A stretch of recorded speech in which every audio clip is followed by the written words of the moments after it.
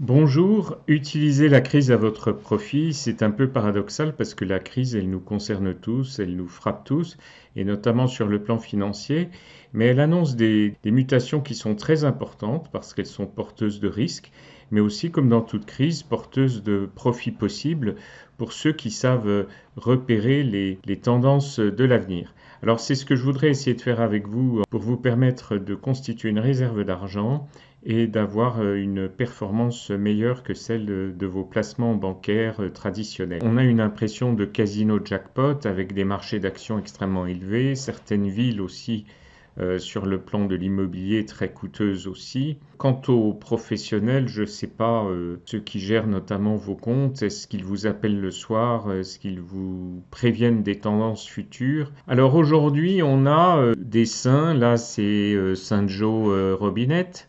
Ensuite, nous avons Saint Mario, Sainte Christine. Alors Mario n'est pas encore en poste au moment où je vous parle, mais il va être certainement le chef du gouvernement italien.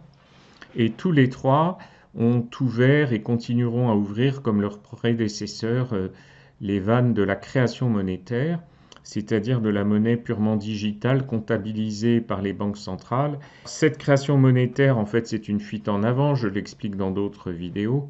Et cette fuite en avant, elle est nécessitée par le fait qu'il faut soutenir le secteur bancaire, il faut soutenir les entreprises, et il faut lancer des plans de relance absolument pharaoniques. Les dollars qui circulent dans le monde sont très récents. Mario Draghi, c'est l'homme qui nous avait dit il y a 5 ans que de toute façon, comme président de la Banque centrale européenne, il prendrait toutes les mesures. Et bien là, il est aux manettes de l'Italie et il va certainement continuer à suggérer des mesures de création monétaire pour sauver l'Italie. Christine Lagarde, on l'a vu à différents postes, est effectivement du côté du système financier actuel pour le soutenir, et notamment de soutien des banques, bien sûr, mais aussi des États, puisque aujourd'hui les États européens, dont la France, n'ont pas trop de soucis à placer leur dette, puisqu'elle est largement souscrite par la Banque centrale européenne elle-même. Ça ne peut pas durer éternellement. La BCE est là. La dette de l'État s'est accrue de 200 milliards d'euros au deuxième trimestre. On ne peut pas rajouter 200 milliards comme ça à la dette chaque trimestre. Tant que la BCE achète à tour de bras la dette émise par la France, d'ailleurs, vous rappelez bien que une banque allemande a montré que quasiment toutes les nouvelles émissions de dette françaises ont été rachetées, mais un peu plus, par la Banque centrale européenne. Oui. Mais encore une fois, ça ne peut pas durer éternellement. La monnaie, elle vaut... Pourquoi est-ce que la monnaie vaut quelque chose?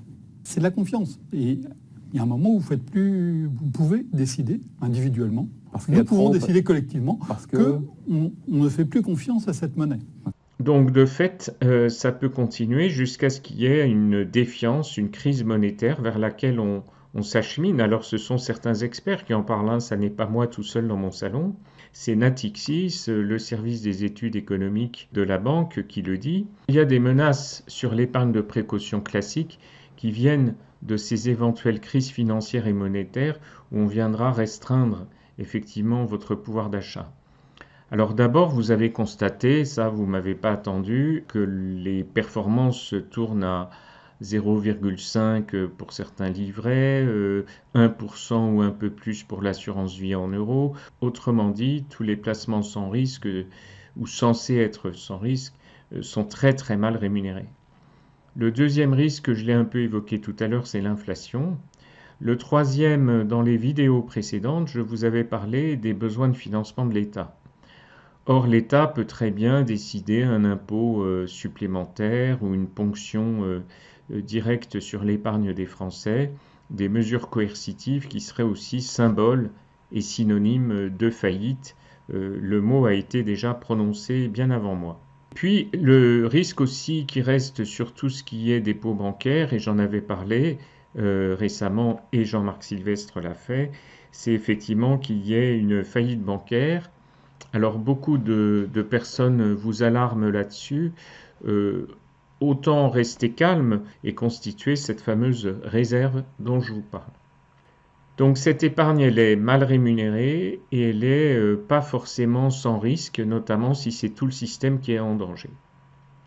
Oui, je pense que le système est en danger et qu'il est temps et qu'il est très opportun d'aller regarder vers des placements alternatifs et de se constituer des réserves. Pour ça, je vous donne tout de suite rendez-vous dans la deuxième partie, le deuxième volet, qui s'appelle « Constituer une réserve de sécurité ».